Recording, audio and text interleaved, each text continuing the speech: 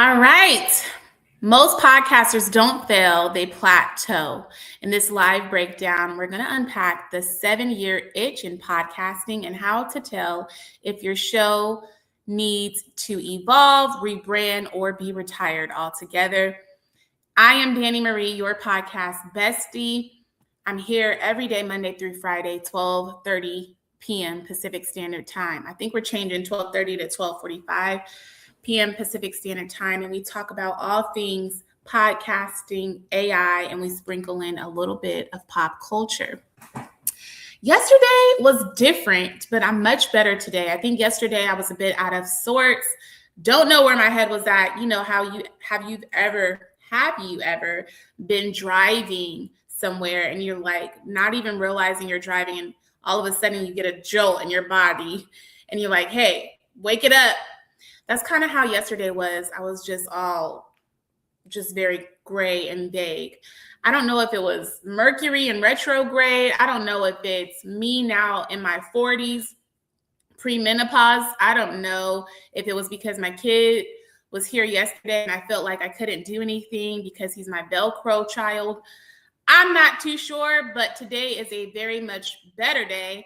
The weather's beautiful here in Pacific Northwest. And yeah, I think Friday is tomorrow. So there's a lot of cool things to be excited about.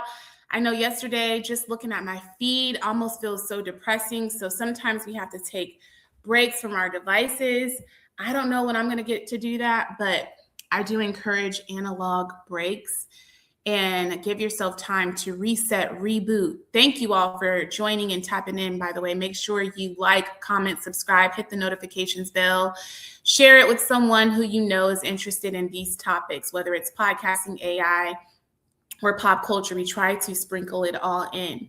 But yeah, today's a very much better day than it was yesterday, to say the least. There's a lot going on in the world. So, we have to give ourselves time to just recenter, regroup, and in this case, re-strategize, because you might experience an itch on your podcast journey and you don't know whether you need to pivot altogether when you hit a plateau, whether it's time for you to stop altogether and no longer do a podcast. There's so many different things that we're going to cover today, but the 7-year itch is a real thing. I've heard it in marriages and I guess now in podcasting. I was inspired to do this post because if you ever go to your YouTube studio and look in your back end and you see the inspiration tab, they'll give you content ideas. So this was one of the things that I said, you know what? If anybody can talk about a plateau on their podcast and feeling like they've hit a point in their journey where things have to change, or you're not sure at all if it should change, I can definitely speak to that as someone who coaches in this space, constantly finding ways to re-strategize, teaching, helping others, and then has had about 9 different shows of my own. Some of you guys have heard this before, but I had the Mother and Daughter Duo podcast. We had Life Unscripted with Danny Marie, Throwback Thursday, Follow Me Friday, Host City Hustle, you have Plan to Podcast. So I've done quite a bit in this space, even though I've only started since the pandemic. So I do know a thing or two. And for me, where I encourage people to be consistent, I have not consistently built not one podcast, not at all. Like, I probably give myself a couple of months before I completely change and alter what it is I'm doing. And for me, I just know that my North Star has always been coaching, build a network, build a community. So that's been my strategy. Throw out different ideas, see what sticks, because I'm on a journey to build my network. So in that, I've been able to learn a lot with all of the changes. I've been able to grow my community. I'm able to inspire and coach other people and give them advice based on my experience and what I'm noticing in the industry. So that's my North Star. It's not necessarily get 1,000 downloads per episode. It is learn as much as I can expediently, teach people, build my community, and then start working on the monetization strategies that don't necessarily involve a big brand or ad revenue. So that is my stance. And whereas other people, I encourage, be consistent, get all of the downloads, wait to see this thing fully through, I don't think I can say that I've done anything past a year. Plan to Podcast is probably the longest, but I've started and stopped and started that podcast and stopped again. And now I'm not even podcasting, to be quite honest. I'm just live streaming every day. And it's been like that for the past month and a half.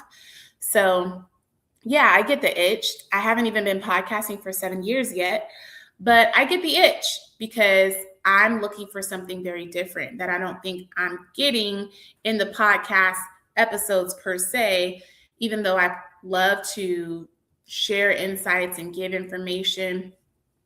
My thing is build all of that stuff behind the paywall and give out some general information like podcast news and updates on my live stream. Though I am finally set on an idea for a permanent podcast that is going to premiere sometime soon. I won't share all of the details yet, but I will say that you have to know your why, your North Star, and why you're doing what you do. And then don't be deterred or distracted. And if you are, always revisit, go back to your why. Does this fall in line with the mission and the vision that I have for the podcast? So that's number one. But of course, we're going to get into all of those juicy details and give you everything that you need to know about the 7-year itch, whether it's time for you to grow, rebrand, or shut it down altogether in the latter part of this episode. But first, we have to go over some other stuff. So yeah, I'm hearing Floyd Mayweather is broke. I'm hearing a lot of stuff. I got to talk about it. But first, podcast and creator economy news.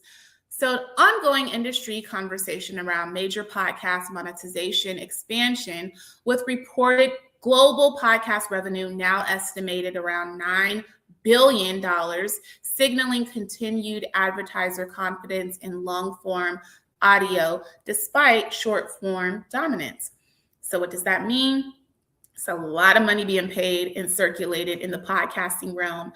Now, I will say, I don't know that a lot of podcasters of color are seeing all of that trickle down to them, but I will say that there's money to be made in the podcasting industry. You have to get a little creative and be strategic, but it's out there.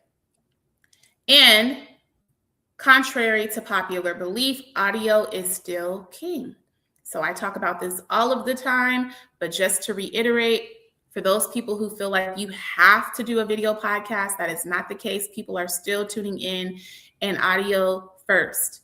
I think it's because people are commuting and they're cooking their dinner and they just want to hear something in the background, not necessarily standing still to watch anything. So audio is still king, and $9 billion is circulating through the podcast industry right now as we speak. Secondly, creator economy discourse is circling a familiar,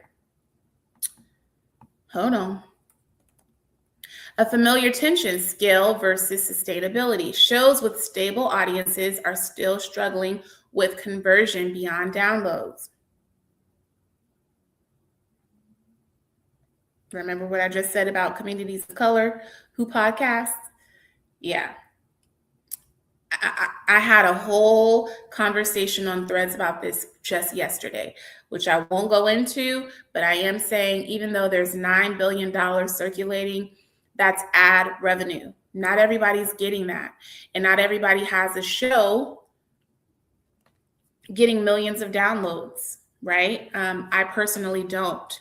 Like I said, I haven't even done anything consistently or provide enough value that I think anybody would pay that amount of money right now. I'm just not there yet, but that's never been my goal. My goal is to hey, let's build a community first. And with the community can pay the membership fees and the community can help support the journey. And then once you have a community and you're bubbling and you're popping and doing your thing, then you start to attract grant sponsors. So I kind of work backwards. So the creator economy discourse is circulating scale versus sustainability and shows with stable audiences are still struggling with conversion beyond downloads. And what that also means is, can you convert the people that are listening to your podcast to do anything else? Can you convert them to click the link in your bio? Can you convert them to click the link in your description? Can you convert them to buy anything? Can you convert them to a high paid ticket offer? So that's what people are talking about. Like, it's great that we're all podcasting, but many of us are using our podcast as a hub to move people into something else that we offer. So many people are in real estate, many people are in finance and business. And so there's a goal behind the podcast. It's to convert your listeners. Many people are not able to do that. All right, increased chatter about media consolidation and creator ownership shifts, including reports of legacy, digital media assets being restructured or resold to individual media entrepreneurs, including BuzzFeed ownership. Creator communities are also dissecting the longevity problem of podcasts, especially shows past the 3 to 7 year mark, entering stagnation or reinvention phases. Now, we're talking about that today, mind you. All right, let's talk AI news, launches, and investments. So AI and music licensing is becoming a major pressure point. Spotify and major labels are reportedly deepening licensing conversations with Universal Music Group around AI-generated music rights and training data compensation models.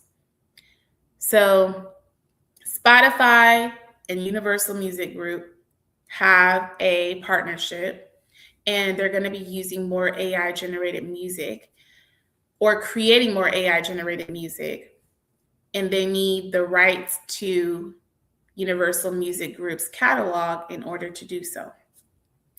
AI music startups are increasingly pushing permission-first frameworks, meaning creators may soon need explicit licensing to use AI tools trained on protected catalogs.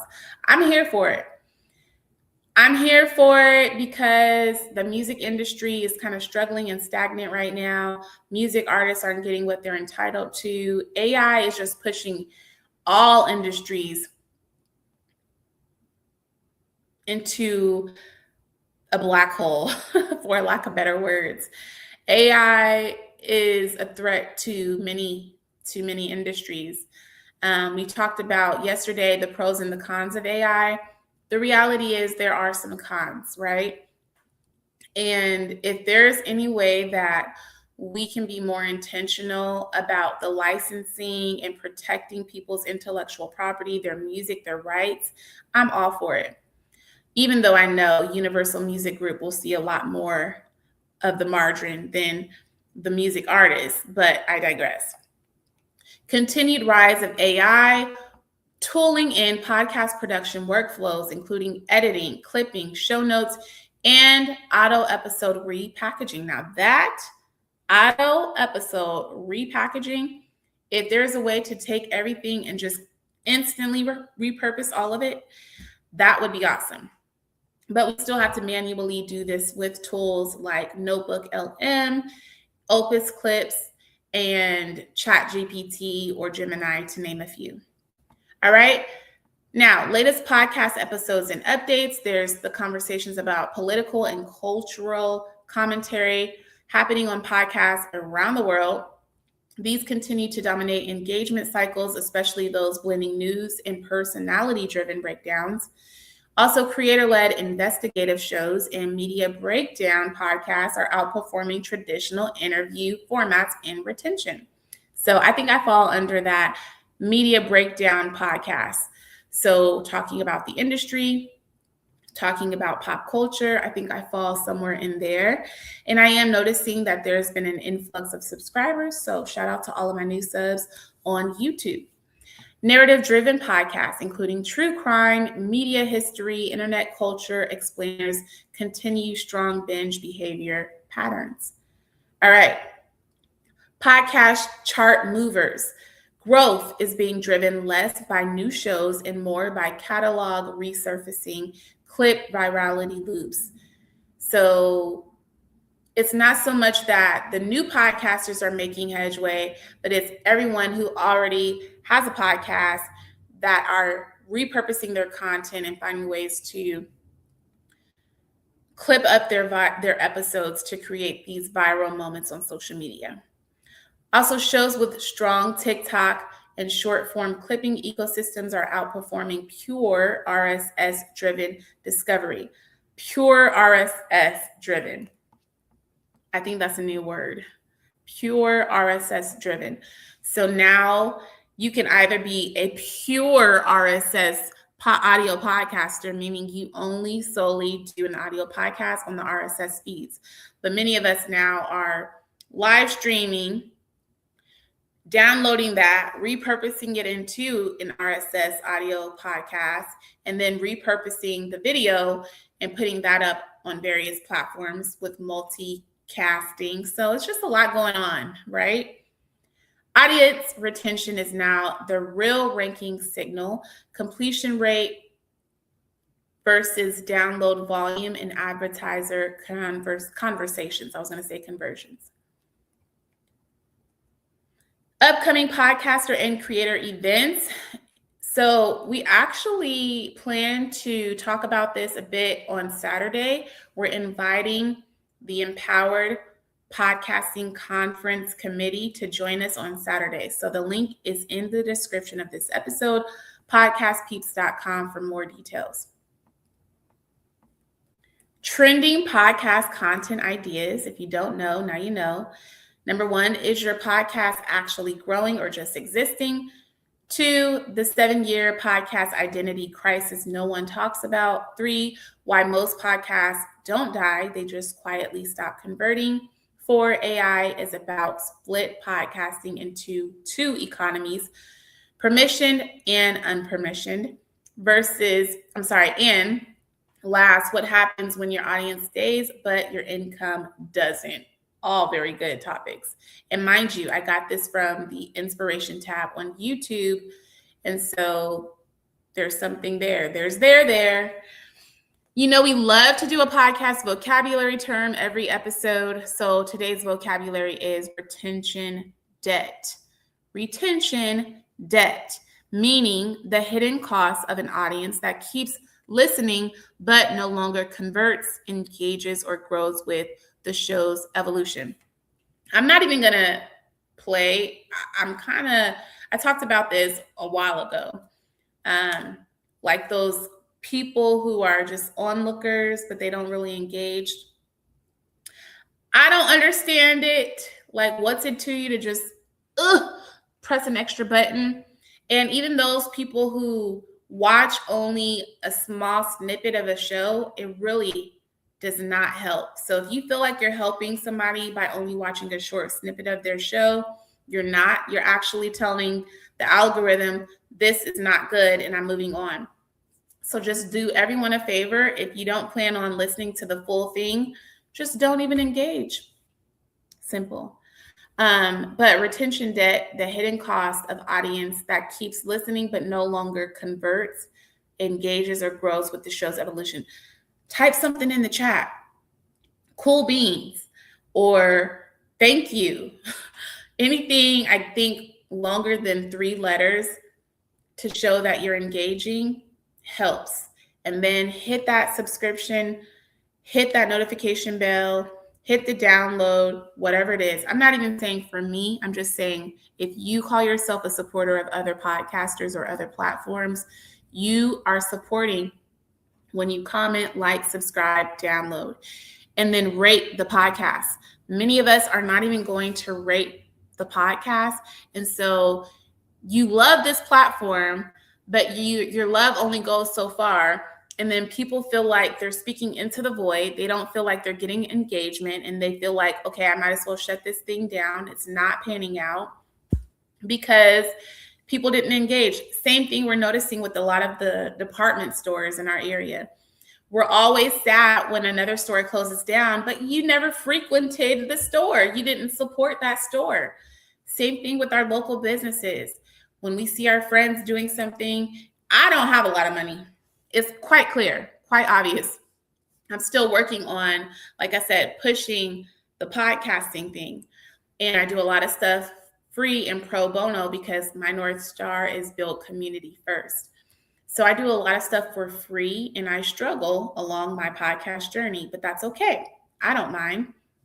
I know God is with me, and God is gracious, and God sends people to me to support. But also, for other people who are podcasting and they're not getting the support from their listeners, meaning you're not commenting, you're not liking, you're not downloading. People are paying a lot of money to keep up with their podcast, whether it's the fees, the editing. People put in a lot of work for what you might consider to be a hobby. These people are trying to build a real business, but they plateau because you don't support. So I don't know what the whole divulging all my information came in, why I decided to tell you guys I'm not making a ton of money. But I'm saying I don't try to come as woe is me. I am just letting you know that I'm not speaking about myself personally, but just from experience of teaching and talking to people. Like if you join our podcast peeps group, you'll hear some of the sentiments. People are not growing. People are not listening at the rate they once were. And it's a struggle, right?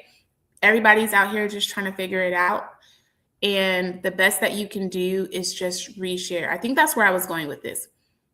I try to support people by sharing and resharing and giving advice where I can.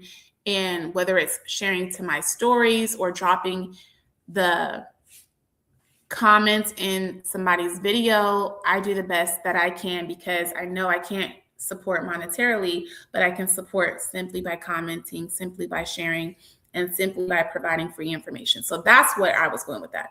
Talking about my personal business, because I'm saying, yeah, I don't have a lot, but I still give, right? All right. Viral podcast clips and now, I don't know if you guys are hearing this, if you have your ears to the streets. Again, I had a very lengthy conversation yesterday on Threads about this. There is, and it's communities of color. I hate to make it so that everything feels like white versus black, but communities of color just disproportionately, no matter what we're talking about, no matter what industry, they just have it bad. You know, they have it bad. You can do all of the right things, check off all of the boxes, and still you feel like nothing is good enough. You're always stagnant. And that's because the industry is just designed that way. And it's not just the industry. It's not just here in America. It's not just the US. It's everywhere.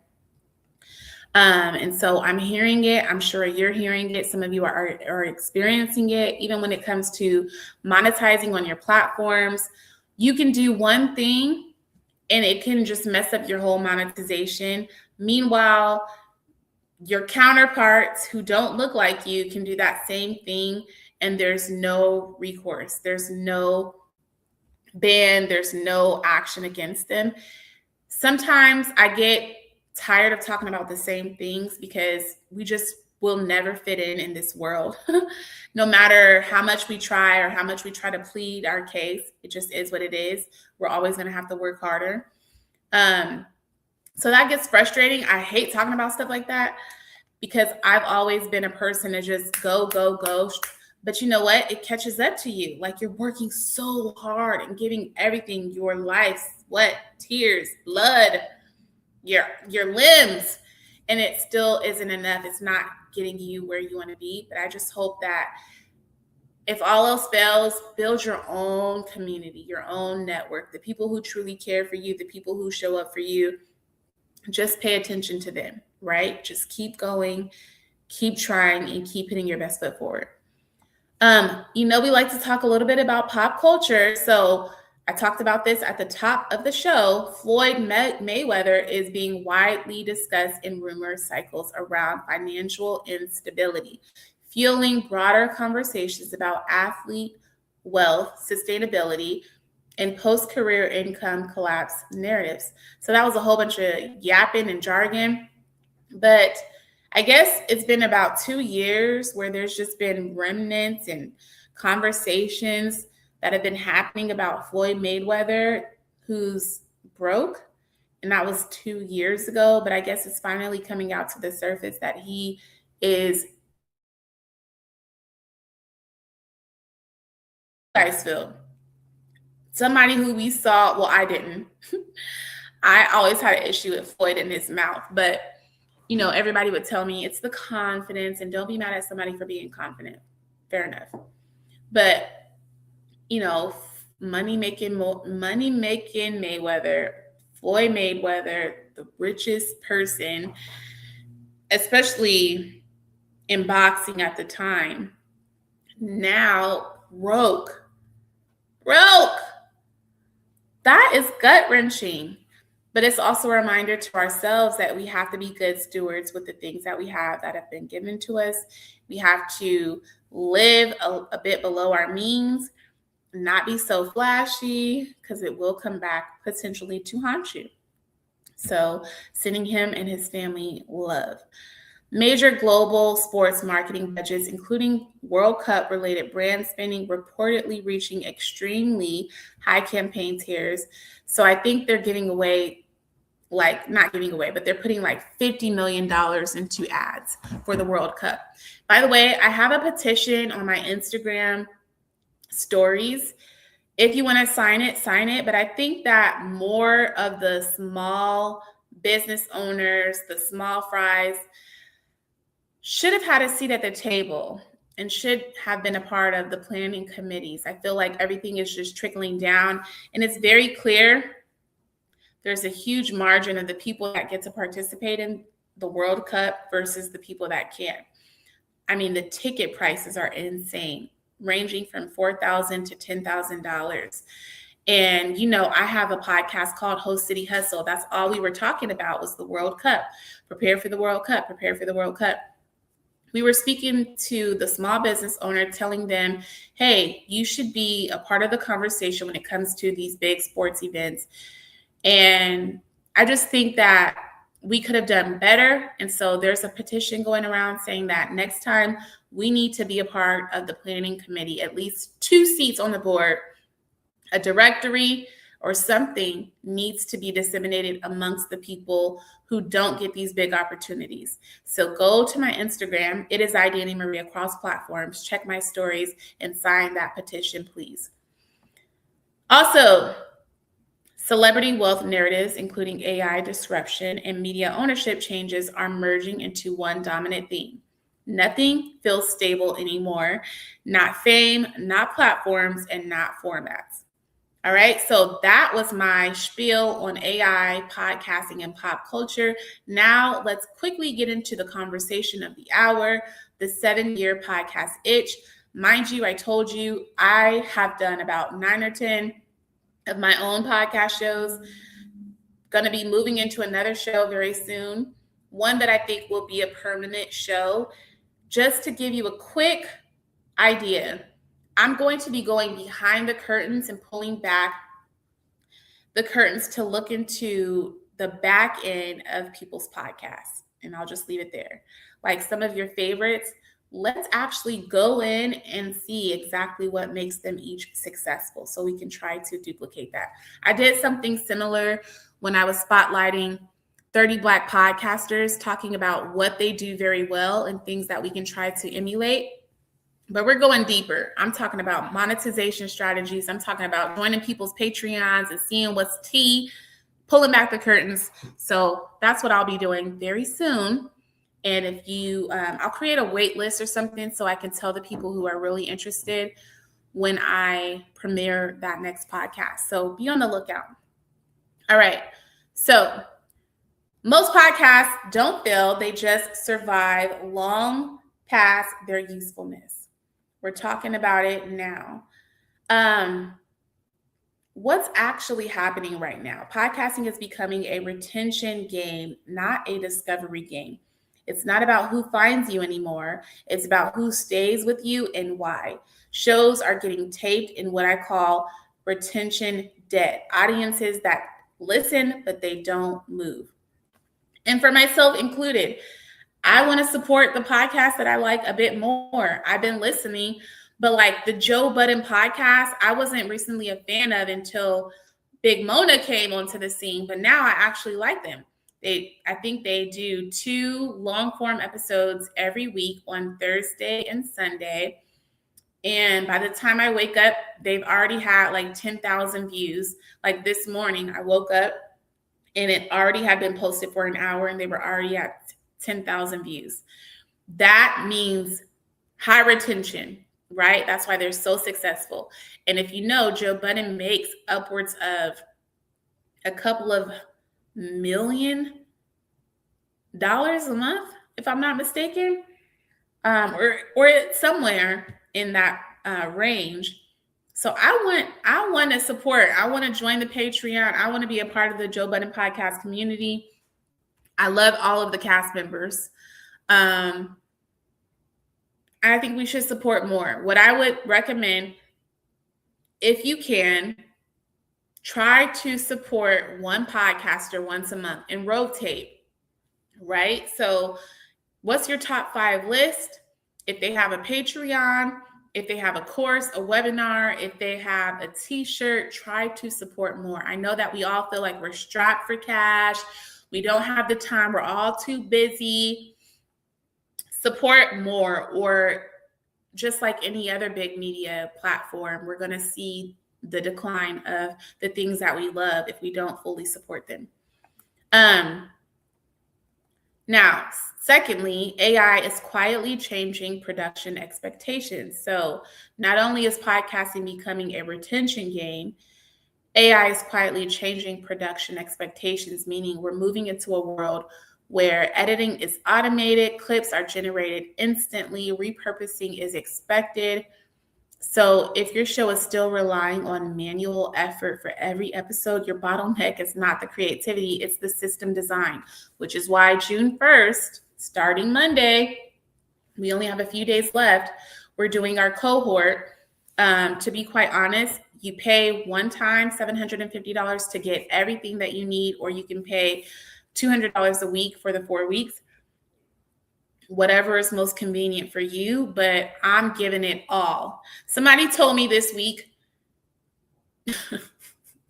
I don't want to feel like I'm outing my friend, but he was like, I feel like this is too much. I feel like you're doing too much. I'm like, if you told me you want to do a podcast, I'm going to help you. So that means website, creating your first webinar. That means your backend, your systems, your customer relationship management tools, your email marketing strategy, your social media strategy. Are you guys not thinking about this stuff? I posted in my group for podcast peeps. Do you guys not do a SWOT analysis for your podcast? Like, maybe not for all of my shows. I didn't do a SWOT analysis because I knew a lot of them would be temporary, but certainly Mother and Daughter Duo podcast, Plan to Podcast, and Host City Hustle, we did all of that. And we took it very seriously because we want to make it a full-time thing. And you don't want to get to a point where you've created and amassed all of this success and then now you're backtracking. No, talked about this yesterday. Meek Mill did not trade Dreams and Nightmares, and now Nike took that right underneath him. And I think Dreams and Nightmares, I said yesterday, 2016, 2017, no, 2012. Let me make sure again. Hold on. Because he had that much time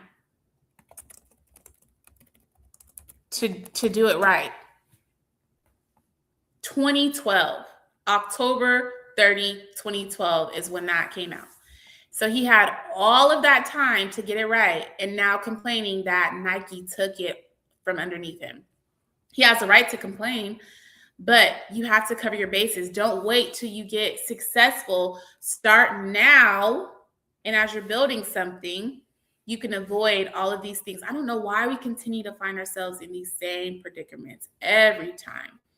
giving away our rights, doing 360 deals, not covering our asses, not covering the bases, not dotting I's and crossing T's. And I'm not perfect, which is why I only go so far until I'm absolutely ready, if I'm keen on what I'm doing.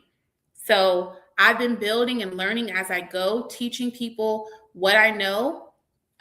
So the people that I teach, not that they're underneath me, but they're learning for this industry is probably here. My learning and capacity for this industry is probably right here. All I do is eat, breathe, sleep, podcasting, right? And so I'm only teaching what I know and bringing you on the journey with me. Now, when I get to a certain place, which I'm still laying those things out, but always working behind the scenes, whether it's a major app or a major network, always creating behind the scenes. Don't ever get it twisted. So until I'm here, there's only so much that I'm going to do to offer my support to other people. But I say all of that to say, like, we have to do better. Know your worth, protect your worth, protect your IP. We know this whole world operates off of Black culture, off of what we built. But for whatever reason, all of the inventions and everything else we didn't protect. Some of us couldn't at the time, right? But we just didn't protect ourselves. And we wait till it's too late. And then somebody comes in and takes that song, they take that idea, the concept, they repurpose it and make it their own, because we don't protect our butts. We don't cover our asses. I'm just going to say it again. All right. So we got to do better. Media ownership and money flow is shifting aggressively from sports marketing budgets scaling into massive campaign territory to entertainment conglomerates, restructuring digital assets to creator-led companies expanding influence. Another thing I will say, which is another tangent, and I talked about this before, and I talk about this a lot behind the scenes with my friend Tango. People will look at you and feel like there's no way you know it all, but they'll pay somebody like, he mentioned this, like a Dr. Cheyenne Bryant, because she has a doctor in front of her name. And Tango probably knows more than Dr. Cheyenne Bryant, right? But because you are trusting, okay, this person with the doctor must know more than me because they have the credentials. I mean, that's your right. I guess it makes sense. But what I would say to you, I listen to everybody and I take everything with a grain of salt. I'm going to take the substance, chew the meat, and spit out the bones. I'm listening to the crackhead on the street because 9 times out of the 10, the crackhead can tell you how to avoid certain things, right? He still has a lot that he could offer, whether you believe it or not. Whether you look at somebody and judge them for what they wear, what they look like, you would be surprised how many people know so much and they probably just feel content right now. Let me say this. Back in my college days, I read this book called The Invisible Man. And it started off with him living under the train station, right? But then you listen and go through the whole story, the arc of the story. He went through so much life and learned so much as this person who entered the world, his first time in college, it was very naive, to now, after living a full life, he's content living with no electricity underneath the subway, getting away from all of the craziness in the world. That's how sometimes I think of the people that you judge on the street, the bums. They're like, you know what? I recognize what this world is, and I feel like I would live a better life just as a bum. Or people who are minimalists. They don't need all of that stuff. Could be the smartest people, but you judge them based on what they have. I have 3 degrees, right? I know Tango's been in the music industry for a very long time, but people will look at him and I and feel like, I don't know. You guys got to work on that. The same people that you're looking crazy and side-eyeing, like they possibly can't be doing anything that could help me. You have to do better about that. Start paying closer attention to the people that you have in your network, whether that's on your feed, your friends group, your family group. Stop looking to everybody else on the outside world who 9 times out of 10 are just making stuff up on social media, and start pulling in your network and the people that are in close proximity to you and asking, hey, what is it that you are good at? How can I support you? How can I push that forward? How can I amplify what you're already doing? Pick people's brains. I know that's controversial. People are like, don't pick my brain, pay me. But, compensate them to pick their brain. Ask them questions. If you see somebody talking about something for the past couple of years, they've built some expertise in that topic, right? Give people more credit and don't just judge people based on what they look like. So that was another tangent. But going back to what I said, the money is no longer chasing podcasts, it's chasing attention and ecosystems. From sports marketing budgets scaling into massive campaign territory to entertainment conglomerates, restructuring digital assets to creator-led companies expanding influence. Creator-led companies, I guess that's why I'm like focused and hyper-focused on that. Creator-led companies. You as the influencer, as the content creator, as the podcaster, you can build your own creator-led company. You don't need a massive following. You just need a few supporters, and start there. Start looking at yourself as such. And then again, the people who are looking at you and judging you realize that people could also, regular people could be doing something that you know nothing about, building something very massive, and have more conversations and dialogue with people in your inner circle just to figure out what are you working on and how can I support you.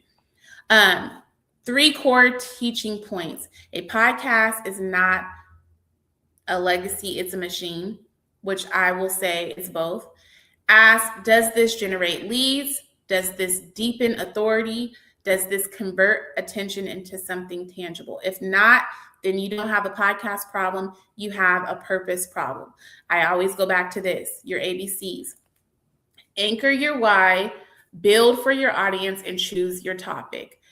Right somewhere in there will help you identify, right, if this is something that you could be doing long-term. Is this sustainable? Number 2, stagnation is data, not failure. Flat growth doesn't mean quit immediately. It means audit. This is why I talk about my 7P's framework: plan, production, platform, promotion, profit, plateau, pivot. So yeah, you might not have any listeners. You have growth stagnation.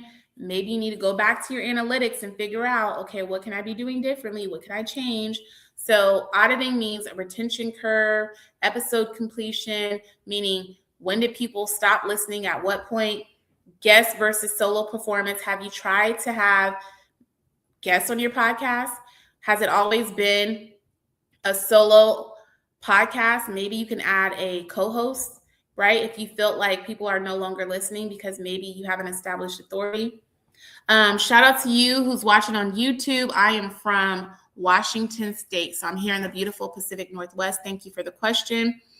But I do have a community called the Podcast Peeps, and we are all over. My buddy, shout out to Wedson, is in Africa. We have friends all over, but as far as I know, Africa is probably the most interesting. What's up, Tez? Thank you for watching, Tez. So somebody was asking where I'm from. What set you from? What set you from? I'm from Washington State, but we travel all over. And if you're a podcaster, we would love to have you join us, podcastpeeps.com. All right? Because sometimes you show you need a new container for the same message. Again, and that's why I've done so many shows, so I can tell you what to do and what not to do. All right? 3, there are only 3 real options at the 7-year mark. I have not hit my 7-year mark yet. About 2027, I'll hit my 7-year mark. Pivot, rebuild, or retire intentionally. So if you were pivoting, your new positioning, same audience. If you're rebuilding, a new format, a new structure, a new monetization overhaul, or retire intentionally, transfer your audience into something else. Right now, I'm on a hiatus, so I'm pivoting. I get this itch. I'm going to say I don't have a 7-year itch. I have a 7-month itch. And then I decide to do something entirely different. And like I said before earlier in this episode, there's a new podcast coming out. I think for Plan to Podcast, there's so many people out there doing this. So many people talking about podcasting. I want to go a bit deeper. And so I'm pulling back the curtains and I'm going to fully examine and dissect different podcasts. And that's what I'm going to be reporting on. Now, Plan to Podcast might still be, it is still the business, but it might still also be a podcast.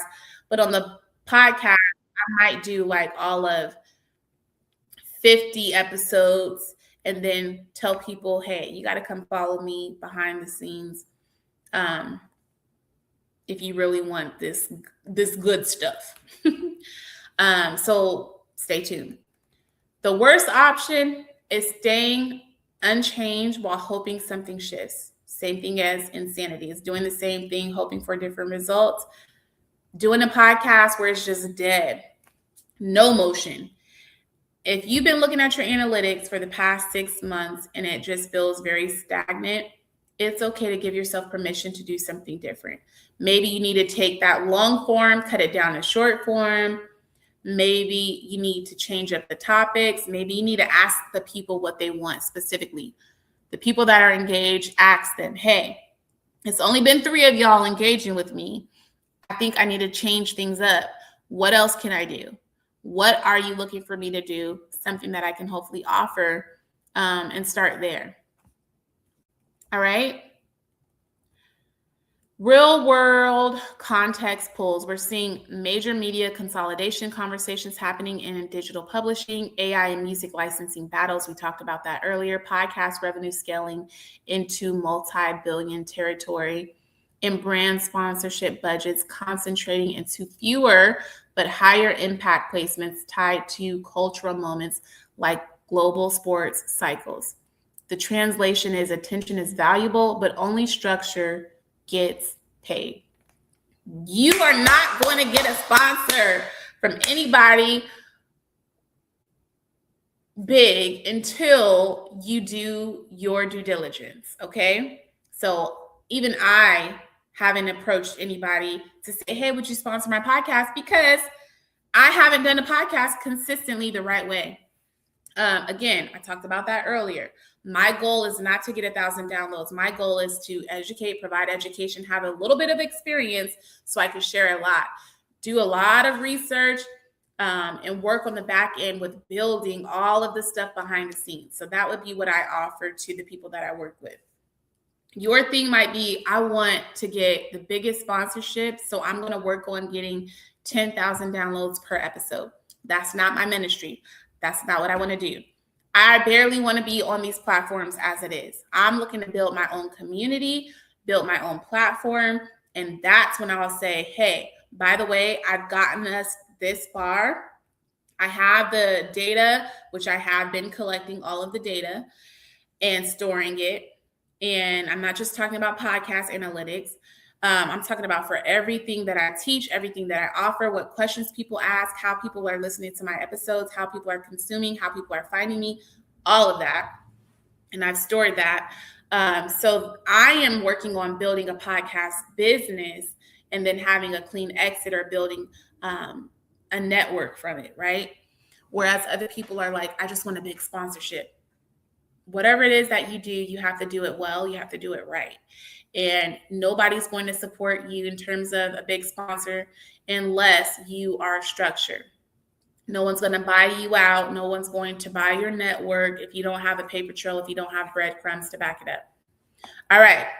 That said, make sure, again, you visit the description. We have a paid offer, meaning we're going to start our cohort on Monday. We're talking about taking you step by step on building a podcast business. And if you don't want to do the paid offer, we still meet every Saturday, 7 a.m. Pacific Standard Time, 10 a.m. Eastern Standard Time. This week, we're talking to the organizers of the Empowered Podcast Conference, Empowered Podcasting Conference, and you can join us.